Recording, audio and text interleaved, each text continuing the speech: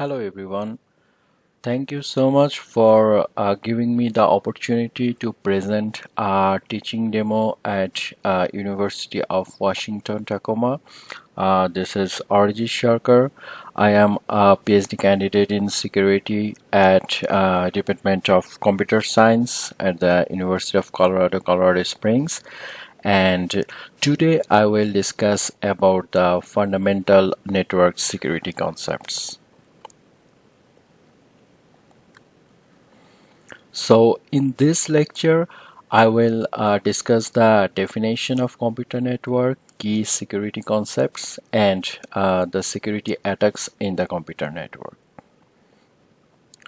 So in computer network, we can have two or more devices which have computing capability and storage, and they are connected through a communication channel. So this communication channel can be wired or wireless. The connected computing devices can communicate with each other for exchanging messages and sharing resources through the communication channel. So network security means securing these computing devices, their communication channel, the data, and services from any type of attacks. So, according to the Computer Security Handbook of National Institute of Science and Technology, that is NIST, there are three security objectives for both data and computing and information services, which are confidentiality, integrity, and availability.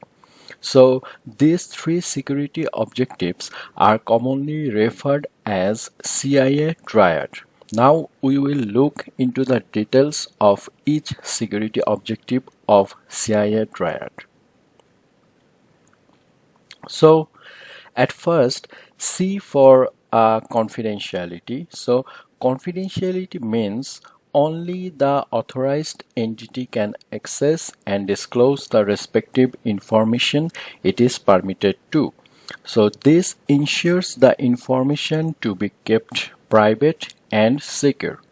If the confidentiality is lost, then that means the information is disclosed to the unauthorized entity. And there can be two types of confidentiality. One is data confidentiality and the other is privacy. So data confidentiality ensures that any type of privacy sensitive or confidential information is only available or disclosed to the authorized entities, not to any unauthorized entities. Whereas privacy means the right of an individual to control its information. Here, control means what information of an individual can be collected and stored, who can collect the information, and to whom the information can be disclosed. And now let's come to I for integrity. So integrity means preventing any form of unauthorized modification or distraction of information. If the integrity is lost, then that means the information is modified or destroyed by the authorized entity. So, integrity covers two related concepts. One is data integrity, and the other is system integrity. So, in data integrity, it refers to the accuracy, completeness, and consistency of the data that is either stored in a system or transmitted as packets through the communication channel. And data integrity ensures the information is not corrupted and can only be modified or accessed by authorized entities in a specified manner. On the other hand, system integrity means the intended function of a system is performed without any accidental or intentional manipulation.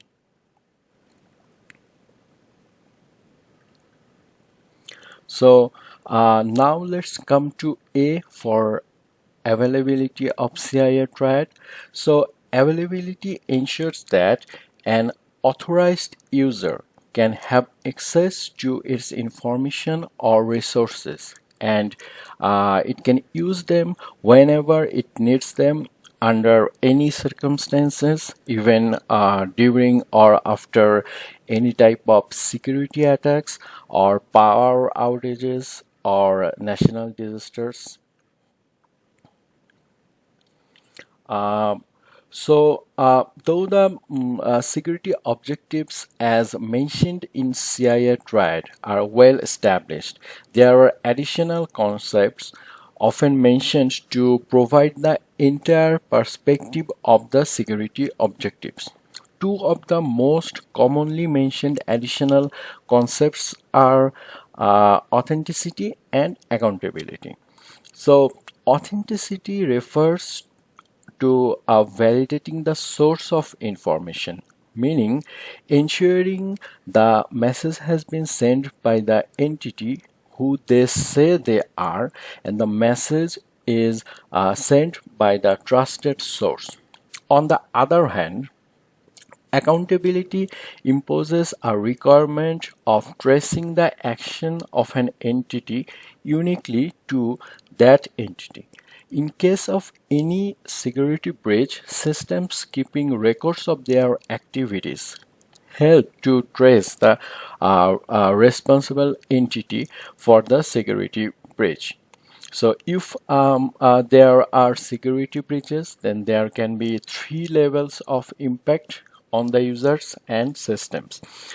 These three levels of impact are low, producing minor impact, moderate, producing significant impact, and high, producing severe impact on the users and systems. The impact can be on the degradation of service, damage to assets, financial loss, or it can be harm to individuals. So, till this point, we learned about the key security objectives and the impact level of security breach. Now, we will learn few key terms in security. So, first of all, vulnerability. So, vulnerability means any weakness or flaw in the system's design, implementation, operation, and management. For example, if we keep our cars unlocked in a public parking spot, that means anyone can exploit this weakness to conduct any potential harm. On the other hand, any potential danger which can exploit the vulnerability of a system is called threat. For example, a carjacker can exploit the opportunity of accessing an unlocked car to steal that car. Risk happens when the threat meets the vulnerability, and the probability of this and the level of consequences determine the risk. So, in network security, the attacks are classified as passive attacks and active attacks from high level point of view. To put it more simply, in passive attacks, an attacker monitors the communication channels or transmissions, obtains the exchanged messages passed through the communication channel to find meaningful information out of it.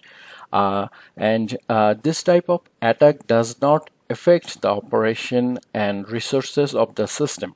However, in active attacks, the attacker can intercept the communication channels or transmissions to modify or alter the information or the data. And this type of attack affects the operation and resources of the system. Passive attacks are because there is no modification of any data, thus it is difficult for a sender or a receiver to identify the potential threat of an attacker. However, it is comparatively easy to prevent the attacker, for example, using message encryption. Therefore, the success against the passive attackers depends more on prevention techniques rather than the detection. However, in active attacks, the attacks are quite opposite in nature, in the sense that it is difficult to prevent active attacks because of the broad range of software, hardware, and network vulnerabilities.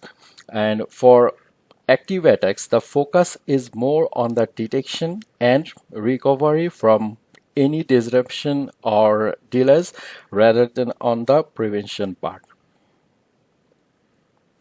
So now we will look into the types of passive attacks. We have Alice and Bob, who are the legitimate users in the network, and they communicate through a communication channel.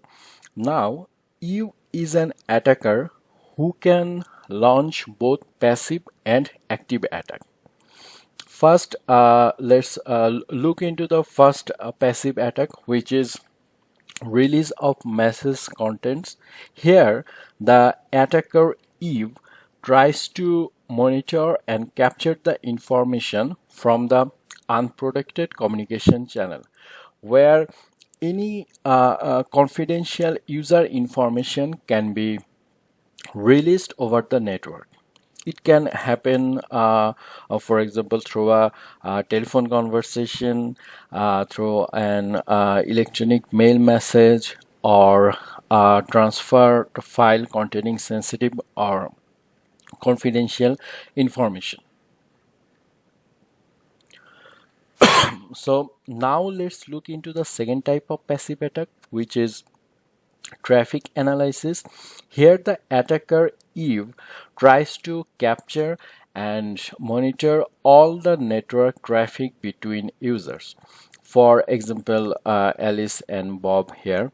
So then Eve analyzes the network traffic and try to find out any specific pattern in the network traffic, so that it can predict any information of the user. Example, location and identity of the users, frequency and length of the messages. Though it is considered that the message content or payload part is encrypted, an attacker can still utilize the header of the message, which is not encrypted, and it can utilize that to extract those information from the message.